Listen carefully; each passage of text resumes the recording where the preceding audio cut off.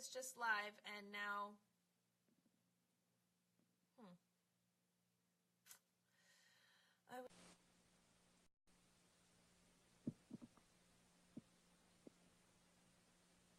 Hi, Jen. Thank you for coming back. I don't know what happened. I don't either. We got disconnected or something. You were We haven't. talking, and then it Yeah, said, "Thank you for being in yeah. JoJo's video." It hasn't been an hour yet, has it? No, Okay, because I know Instagram cuts you off at an hour. no, it's been 22 minutes. Oh, time flies. I have no idea. I forget what I was saying. Oh, I was saying, so anyway, welcome back if you're joining us. I'm sorry we got cut off, but here we are. We can fix this on the YouTube so you can watch the whole thing. But I was just gonna say we should have like a writer's rejuvenation program or something where like we all like refill the creative well. Um, I do that through reading, through watching TV, through taking walks, through yoga, through going to the beach, basically anything that's not writing. Yeah, pretty much anything. Sometimes I clean the house just to Yeah, relax yeah, because yeah. Just it's like you need shift. something kind of mindless. Yeah. Yeah, absolutely. And so anyway, that kind of answers the question.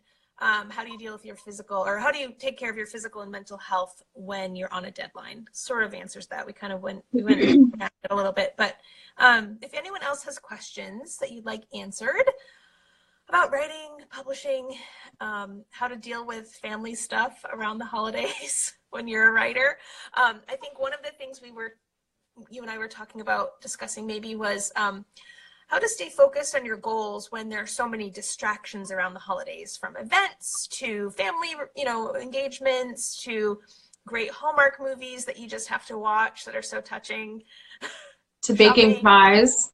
baking pies. Yeah.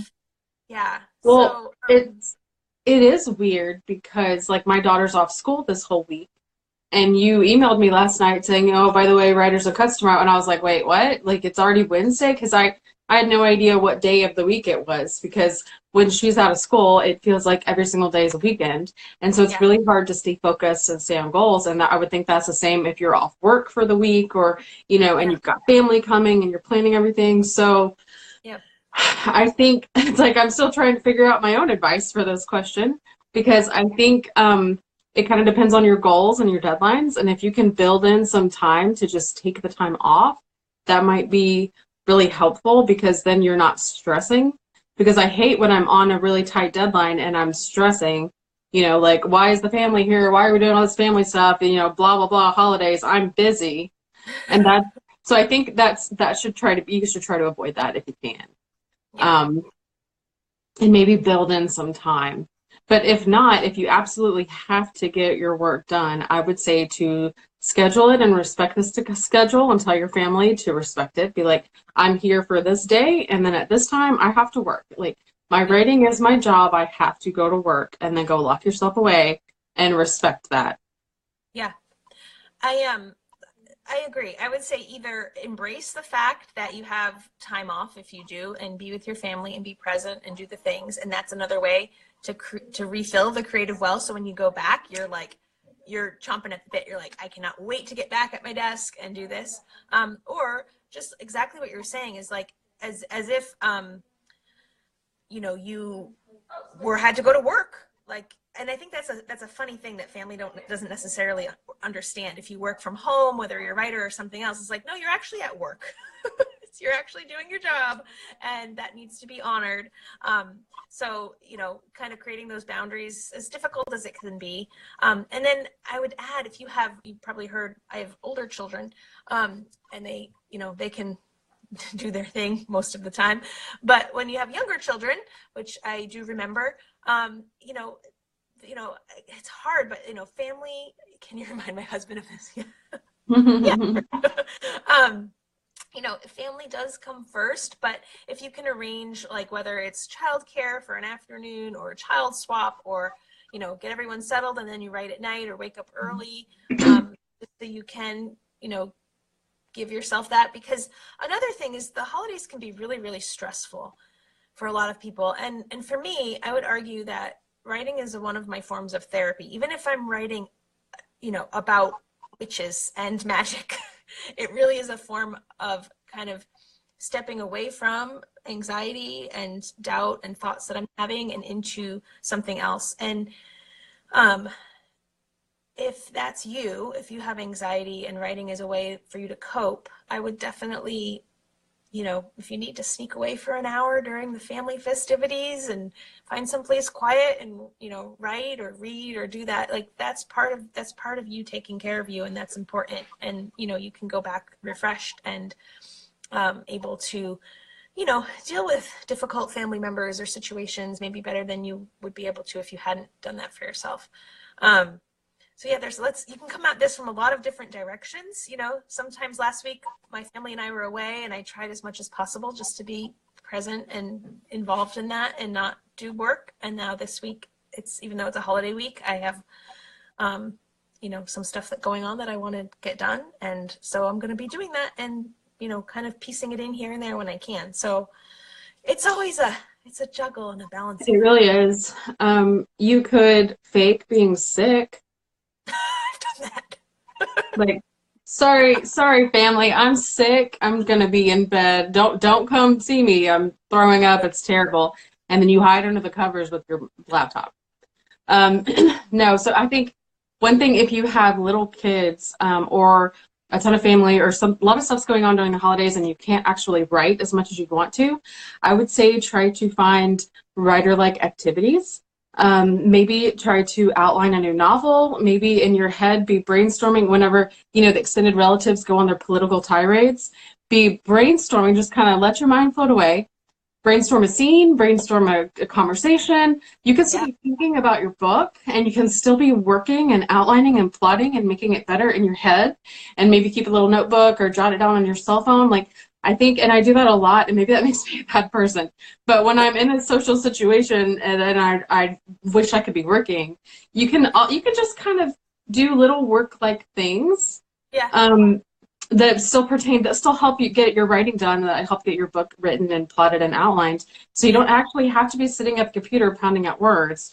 You could be coming up with, little ideas, because I have no idea how many times I play these conversations in my head, or these scenes that I know are going to happen later on. I let my characters act it out in my head, which is probably why my family says I never hear a word they say, because I'm like off in my own little land. But so I would argue that you could do that if you're busy, if you're cooking for Thanksgiving or, traveling or whatever you're doing and you can't be working, you could always be secretly working, just to a lesser degree. And don't diss my idea of faking being sick. Sometimes that works too. I've honestly done that. I've done that. I'm not proud to say it, but I've done that.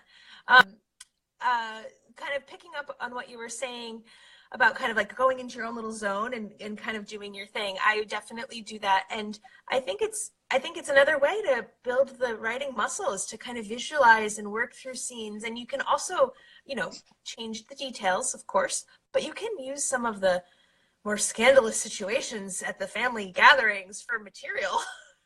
Oh yeah, absolutely. Absolutely. So Jen asked a really important question, and I'm just going to say, MHS Media Center wrote, "I needed this. Thanks for sharing these strategies." You're very welcome. Any other questions you have, we want to help. So, but Jen's important question was, to add on to the anxiety point, what do you do if your writing used to be therapy, but has become a source of anxiety itself? That's a tough question. That's a big one. Send an email to Deirdre like I do. So I guess maybe if you're still watching, could you clarify why it becomes the anxiety? Because I have had, like when I got my 3-book deal for City of Legends, the first 2 books were already written. And so when I had to write the 3rd one, I had a lot of anxiety over it, simply because it was on deadline. I was worried, is it not going to be good enough? So that's a different type of anxiety versus if you're just writing just to write, and it used to be therapeutic, it used to make you happy, and now it's not anymore. And if that's what you're talking about, I would, I don't, because I have had that happen to me before.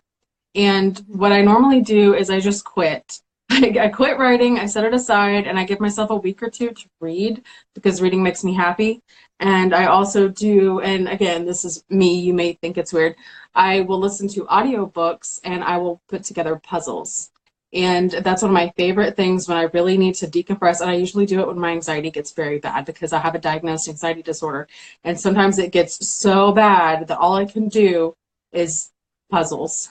So Yeah. I will put in audiobooks and I will just do puzzles on the kitchen table and I will let that last a week or two. And it usually always helps. It's like you reset your anxiety and you kind of reset everything and then you can get back to it. Okay, she said, it's like when every time you sit down to write, you instantly become anxious. So yeah, I would recommend taking a break because I don't think your writing should be the source of anxiety. There's so many other things in life that give you anxiety, and writing should be your escape away from it. So if that's happening to you, I would take a break and do something you really enjoy, like come hang out with me. I'm always available for coffee. That offer is only extended to people that live in the Houston area, like Jen. Um, uh, like take a break, find something you love, and I would also recommend maybe reading because it really helps for me.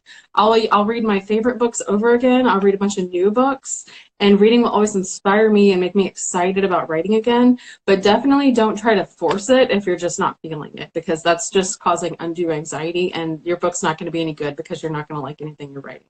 So that's my advice. That's really good. I also have a diagnosed anxiety disorder and several. And I once I read or heard somewhere that anxiety is doubt.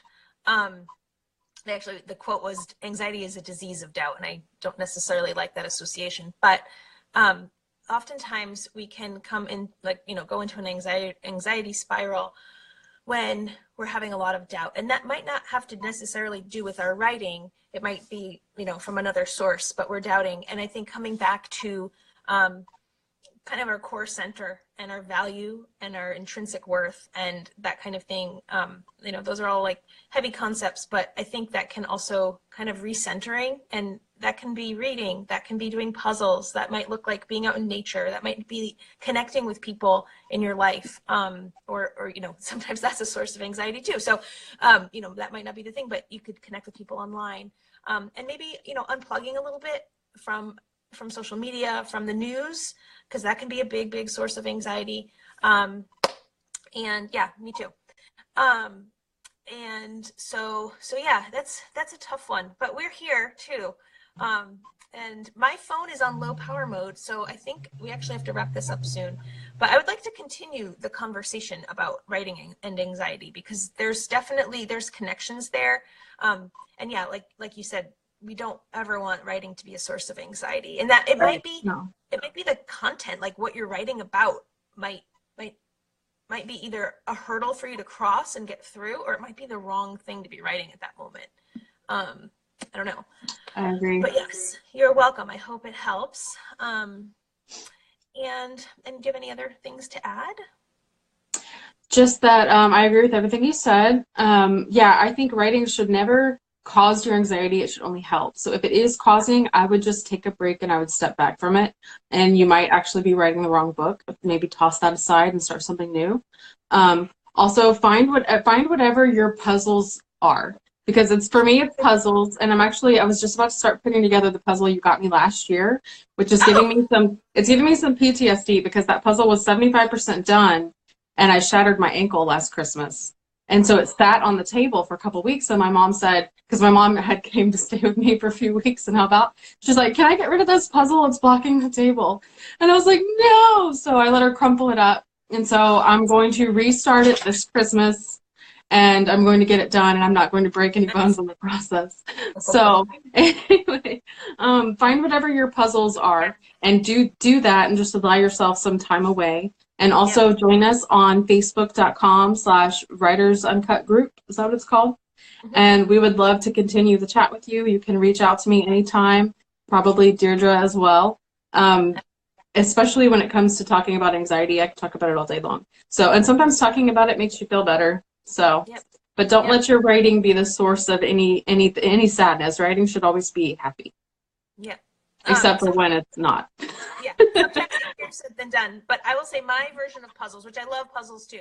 But my version of puzzles are crossword puzzles. So maybe there's something to like maybe it's like a brain thing. Like you're able to focus, but on something, but it's not. Doesn't like draw from you emotionally. We appreciate you too. So, thank you guys for joining us on Writers Uncut, our weekly chat. You can join us on Facebook.